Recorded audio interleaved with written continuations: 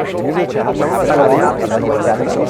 Brittany Reimer, Managing Director of Fraser Valley. Let's jump into some of the details and some of the data. So both the resale and the pre-sale markets achieved historic sales volume in 2021. It's what we've been talking about. So increased demand across the resale and the pre-sale marketplaces really encourage developers to launch as fast as they can. And we know that in some cases, they're not ready. Most of the offerings are trying to take off even before the pilot is actually buckled up.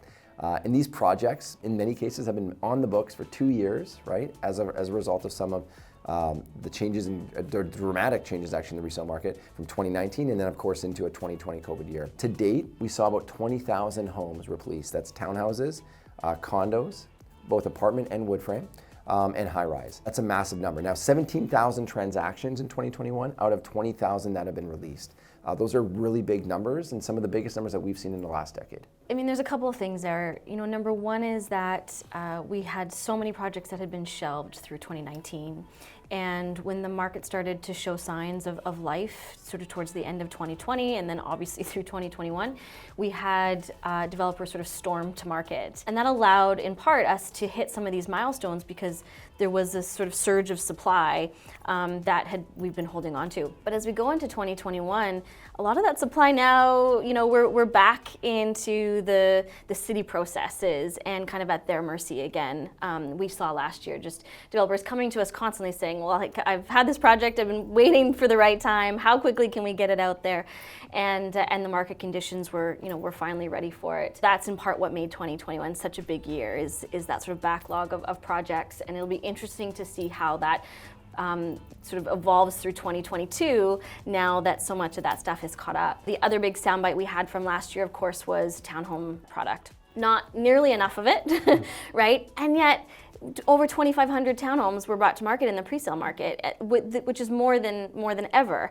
And it just goes to show you how, even with that supply that got put on, it's just nowhere near the actual demand that we had. And all of that townhouse product has already been sold and spoken for. So. Yeah, absolutely. And we started to see some of that concrete inventory start to drip late 2020 into 2021 into the market. And I don't think anybody thought, really, quite frankly, that Surrey City Centre would see the type of demand and the type of success that it's had. Of course, we know the city of Surrey has such a strong vision for the city centre as a whole, but you know, whether or not we really believed it would be the way it is, I mean, I think that, you know, it's certainly an interesting conversation. We also saw tower product for the first time ever in Langley, right? We saw Vesta tower product there, concrete, and I think we're just going to continue to see this. I think Surrey, we know, is going to continue to run. We have a big belief in that region. We're going to be very active over the next few years within that epicenter. And then there's other submarkets such as White Rock, where we're just going to continue to see that concrete product drip into market, but in a very different way, in a different fashion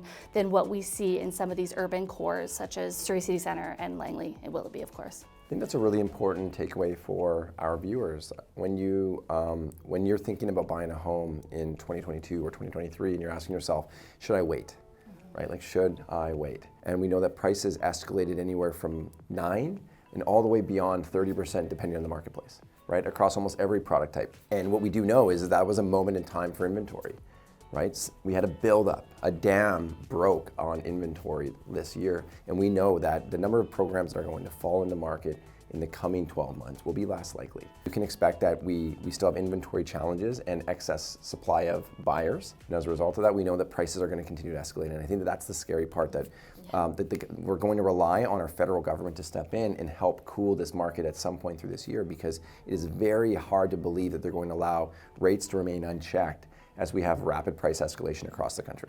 And I mean, anyone who has a medium to long-term view on real estate, waiting in the last 25 years has never been the right approach. I get asked that a lot, you know, like, well, how much higher can prices possibly go? And the reality is actually a long way still. All of the fundamentals are there, right? You know, we still don't have enough supply, and we still have too much demand, and we have immigration, and we have low interest rates, and the reality is that you know, there's nothing truly on the horizon to prevent us other than potentially some government intervention. And land costs are just simply not going any other direction, right? We know that, we're hearing from a lot of our development partners, this land opportunity is being flipped like 5, 6, 7 times, before they're even getting their hands on it, right? So we've got the additional taxes, we've got the additional municipal timelines. In addition to that, now we've got an increase in land values right across the board. And so for them just to be able to keep up with what these rising costs look like, that value still has to continue to grow over the next 12 months. Otherwise, these projects will just never get out of the ground, ever.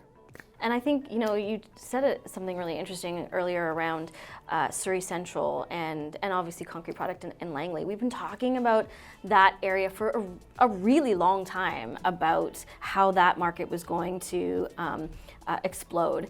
And we've kind of been waiting and waiting and waiting, and it feels like this year we really hit that tipping point. Like, it's no longer this thing that's going to happen to that market.